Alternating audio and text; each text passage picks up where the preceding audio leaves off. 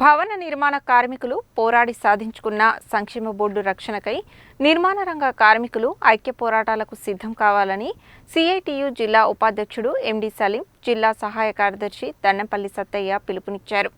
గురువారం నల్గొండ పట్టణంలో Telangana painting workers union general body సమావేశం దొడ్డి కొమరయ్య భవన్లో జరిగింది. ఈ సందర్భంగా వారు మాట్లాడుతూ భవన నిర్మాణ కార్మికుల సంక్షేమ బోర్డు రద్దును ఉపసంహరించుకోవాలని, భవన నిర్మాణ కార్మికుల సంక్షేమానికి తోడ్పడాలని డిమాండ్ చేశారు. కార్మికులు పోరాటం చేసి సాధించుకున్న కార్మిక చట్టాలను బీజేపీ ప్రభుత్వం రద్దు చేసి కార్మిక వర్గానికి నష్టం వాటిల్లే చట్టాలు తీసుకువస్తుందని, దానికి వ్యతిరేకంగా జూలై 9న దేశవ్యాప్తంగా సార్వత్రిక సమ్మె నిర్వహించగా సుమారు 30 కోట్ల మందికి పైగా పాల్గొన్నారని తెలిపారు. సంక్షేమ బోర్డు ద్వారా నిర్మాణ కార్మికులకు ద్విచక్ర వాహనాలు, ఇందిరమ్మ ఇండ్లు, కార్మికుల పిల్లల చదువుల కోసం స్కాలర్షిప్లు, ప్రమాదాల మరణాలకు ఇస్తున్న 6 లక్షలను 10 లక్షలకు పెంచాలని, సాధారణ మరణానికి 5 లక్షలు, ప్రసూతి సహాయం, వివాహ కానుక 1,00,000 రూపాయలకు పెంచాలని డిమాండ్ చేశారు. అనంతరం నూతన కమిటీని ఎన్నుకున్నారు. ఈ సమావేశంలో సిఐటియు పట్టణ convener ఔట Ravinder, Telangana building and other construction workers union పట్టణ అధ్యక్ష కార్యదర్శులు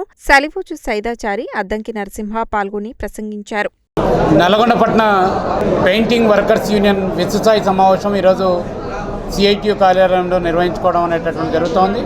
ఈ సమావేశంలో నూతన కమిటీని ఏర్పాటు చేసుకొని రాబోయే కాలంలో నల్గొండ టౌన్లో పెయింటింగ్ వర్కర్స్ చేయాల్సినటువంటి అనేక కార్యక్రమాలకు సంబంధించినటువంటి విషయంలో చర్చించుకోవడం అనేటటువంటి కూడా జరుగుతోంది. ముఖ్యంగా పెయింటింగ్ పని అనేటటువంటిది అత్యంత ప్రమాదకరమైనటువంటి పని.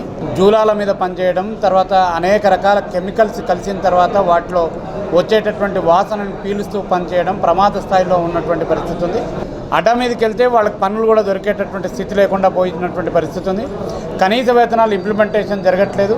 ఓవైపు యాజమాన్యాలు ఈ రకంగా ఉంటే, రెండో వైపు ప్రభుత్వాలు ప్రమాదాలకు సంబంధించినటువంటి నివారణ చర్యలు చేపట్టేటటువంటి ప్రయత్నం చేయట్లేదు. అందుకే ఈ జనరల్ బాడీలో కార్మికులకు కనీస వేతనం అమలయ్యేటటువంటి విధంగా, పెరుగుతున్నటువంటి ధరలకు అనుగుణంగా రేట్లు ఉండేటటువంటి విధంగా అందరం కలిసి ఒకే రకమైనటువంటి రేట్ని అమలు చేసుకోవడం కోసం ఒక తీర్మానం చేసుకోవడం అనేటటువంటి జరుగుతుంది. ఈరోజు పెయింటింగ్ వర్కర్స్ యూనియన్ సంబంధించిన సిఐటియు జనరల్ బాడీ సమావేశం జరుగుతుంది. ఈ సమావేశంలో ఈ కేంద్ర రాష్ట్ర ప్రభుత్వాలు అవలంబిస్తున్న విధానాల మీద చర్చించడంతో పాటు నూతన కమిటీ ఎన్నిక కూడా ఉంటుంది. ప్రధానంగా పెయింటింగ్ కార్మికులకు పని లేకుండా పోతున్న పరిస్థితి ఉంది.